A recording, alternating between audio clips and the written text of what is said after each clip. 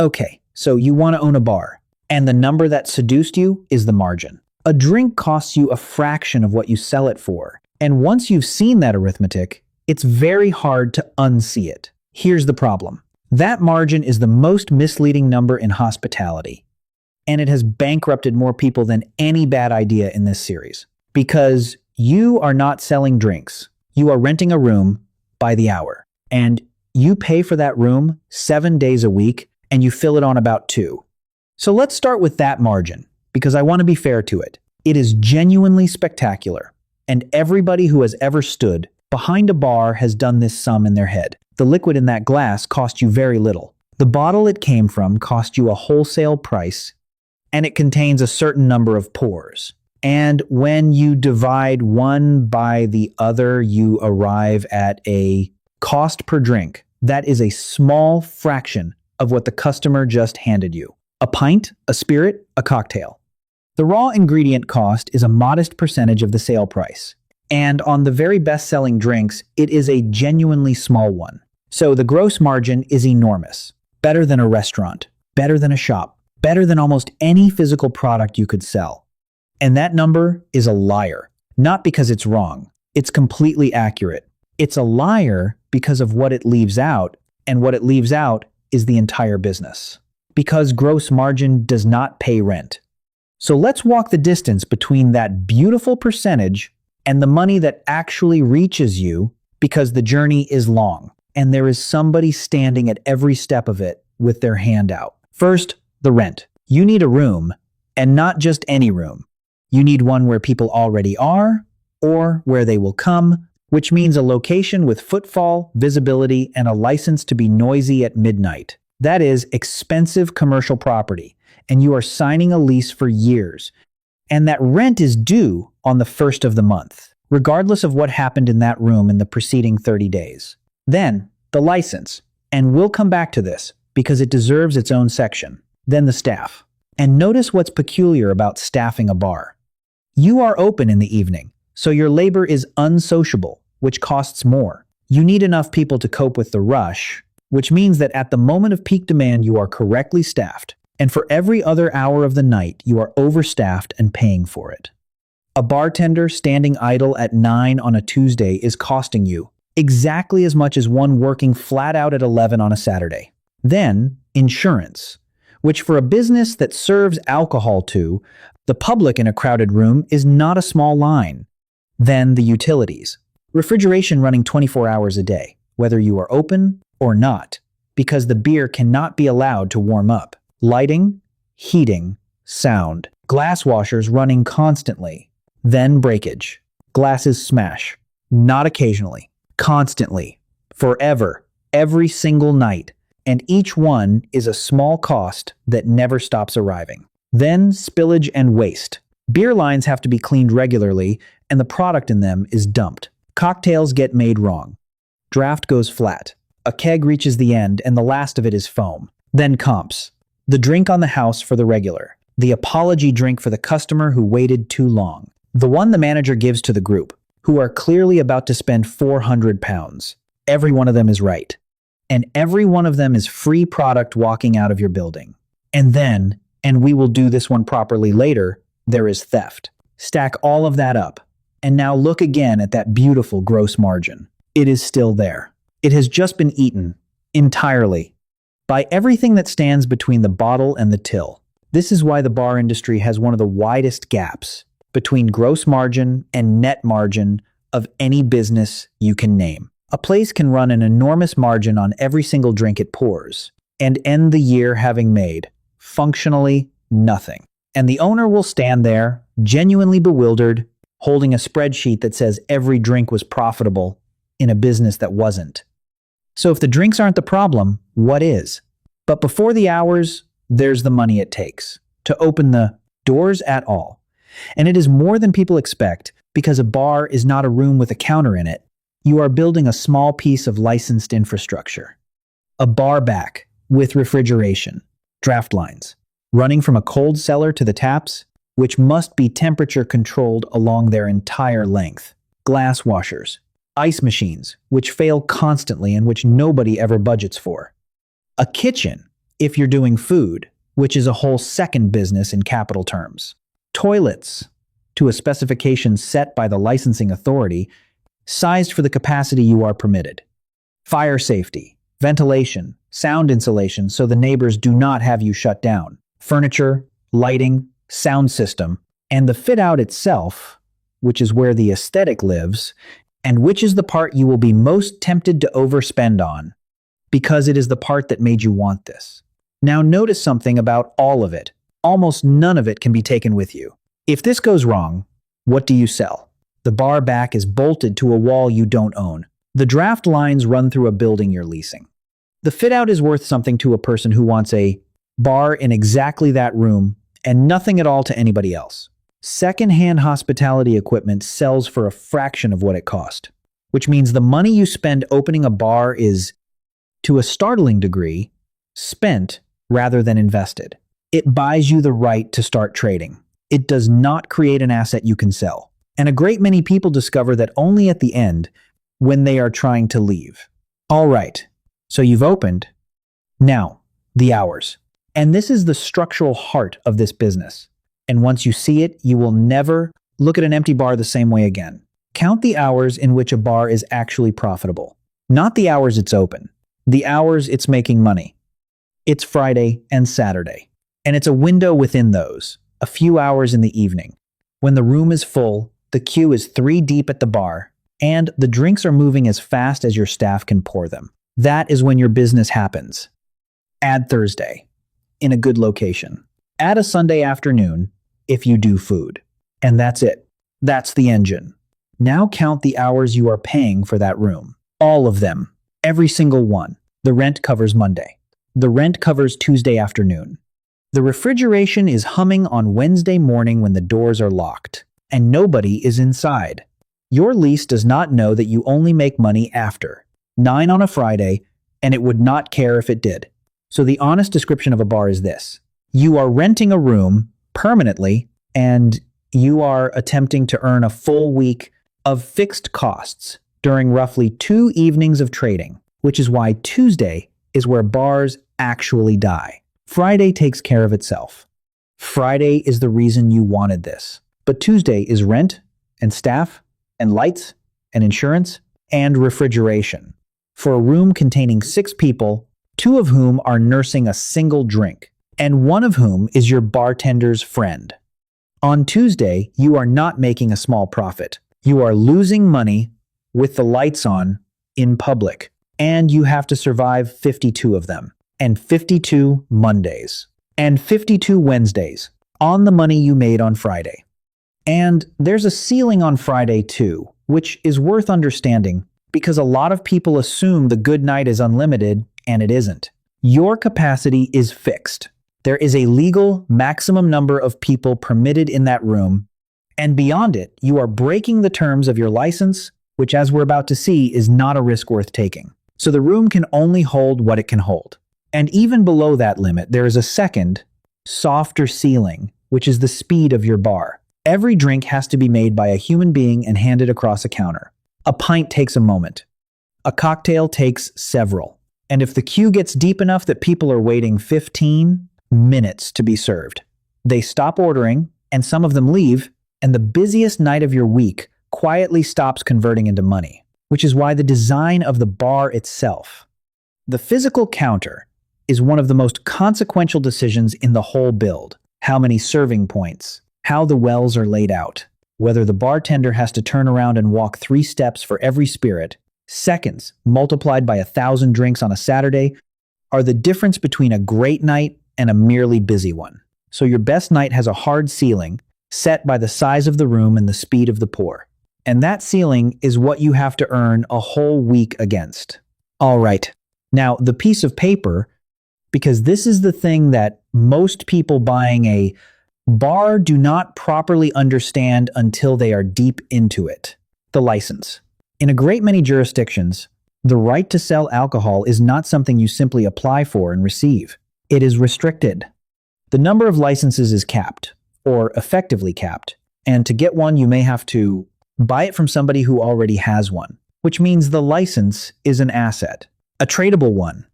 And in tightly restricted markets, it can be worth an extraordinary amount of money, sometimes more than every fixture, fitting, and piece of equipment in the building put together. So when you buy a bar, understand what you may actually be buying. Not the taps, not the stools, not the sound system. You may be buying a permission, and the room may simply be where you keep it. But here's what makes the license genuinely terrifying rather than merely expensive. It can be taken away. Serve alcohol to somebody underage, and you are not looking at a fine and an awkward conversation. You are looking at the potential loss of the license itself. Allow the place to become disorderly enough, often enough, and the same applies. Breach the conditions attached to it, and the same applies. Now think about who is actually protecting that asset for you, hour by hour. It is a 22-year-old bartender on a Saturday night in a dark room with music at a volume that makes conversation difficult, facing a queue of people, one of whom has a good fake identification document and a confident manner. That is the person holding your entire business in their hands, not you, them, on their worst night, when they are tired and rushed, and the queue is long and they are trying to be quick.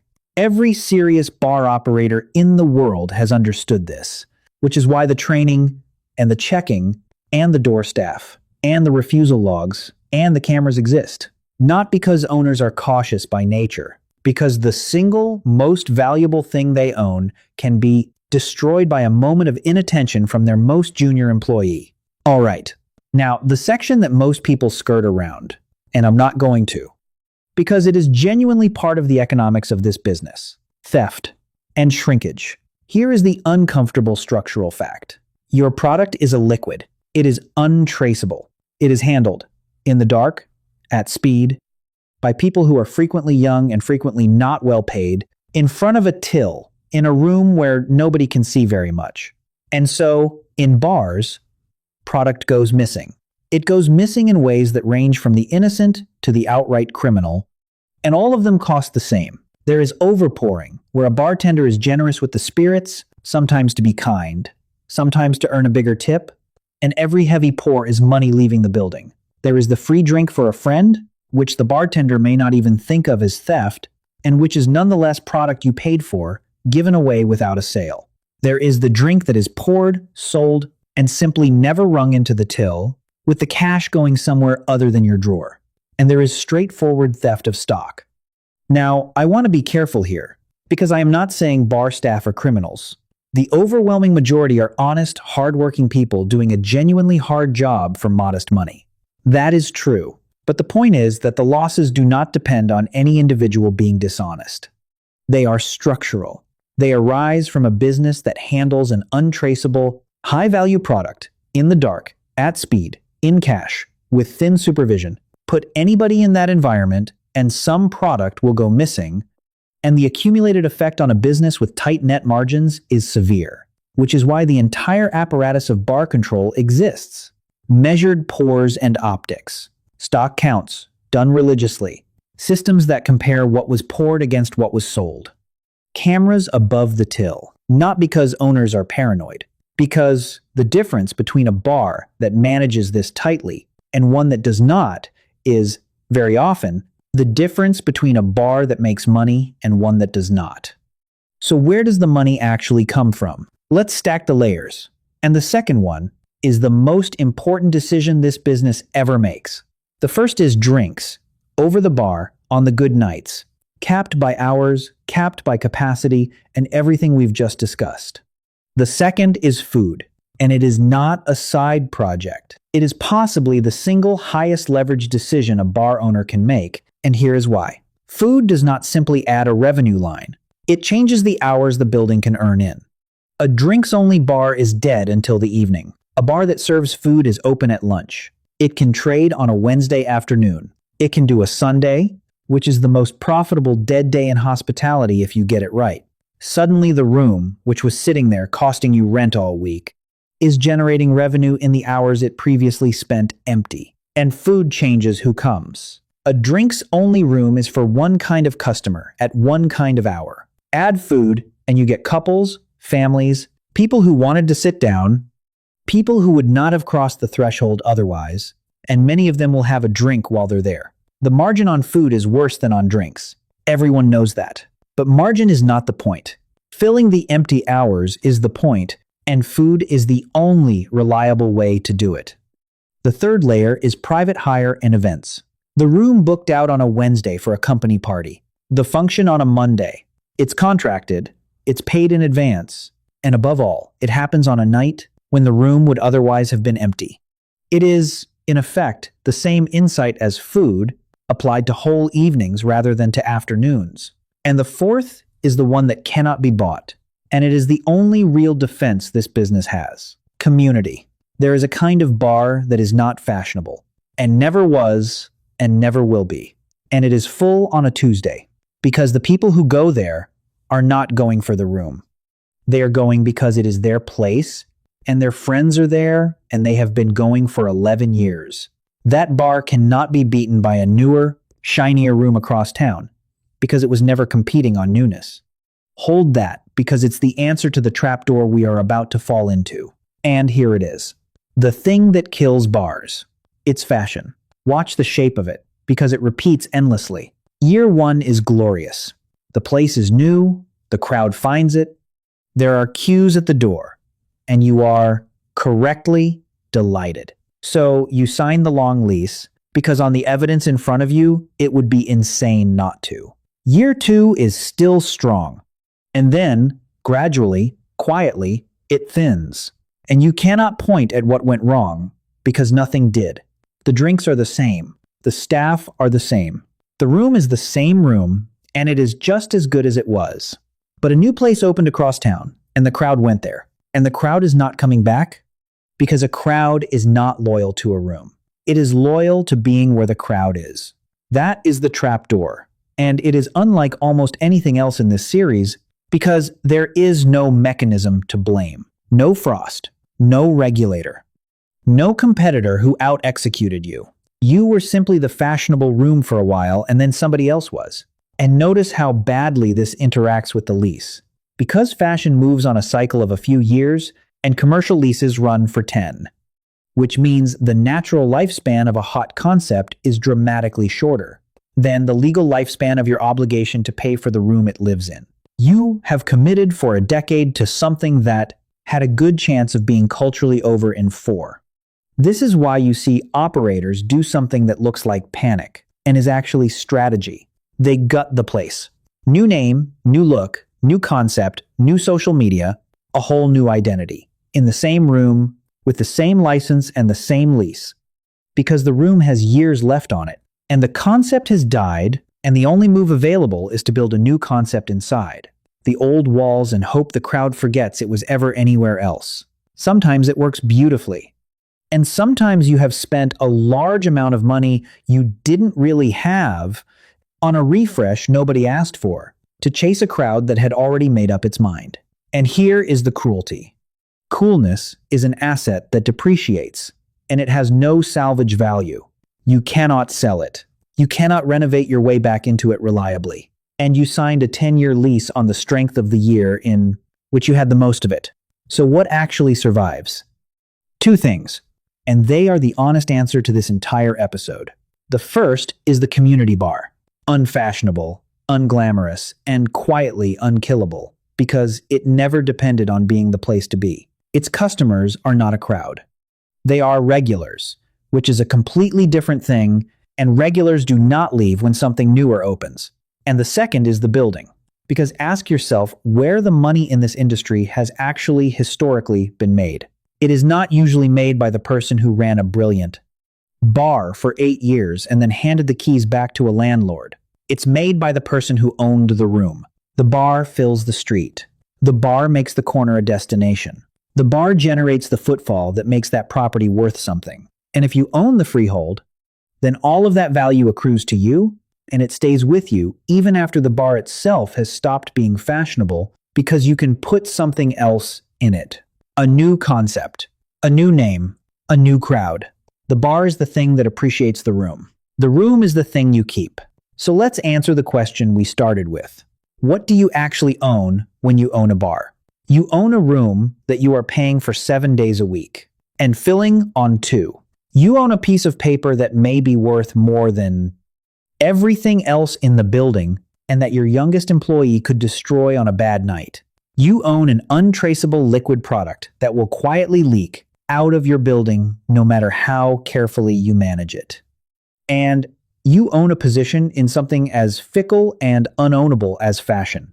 And the drink margin, the number that made you want all this, was never the business at all. So, should you buy one? Here's the honest split. The optimistic version goes like this.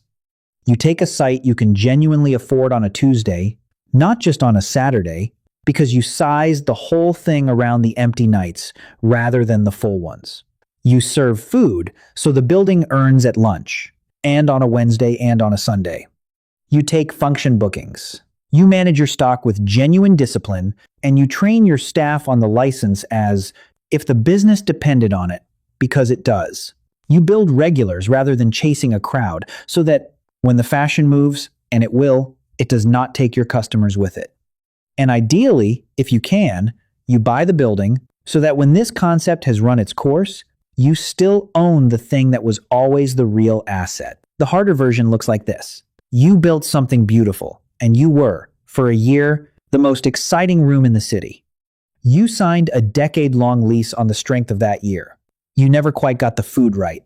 So, Monday to Wednesday, you paid rent on an empty room. Your stock control was loose because you were busy, and a slow leak became a serious one. And then, quietly, the crowd found somewhere else, and you sat in a perfectly good bar that nothing was wrong with, watching a Friday night that used to be full. And notice what decides between those two futures.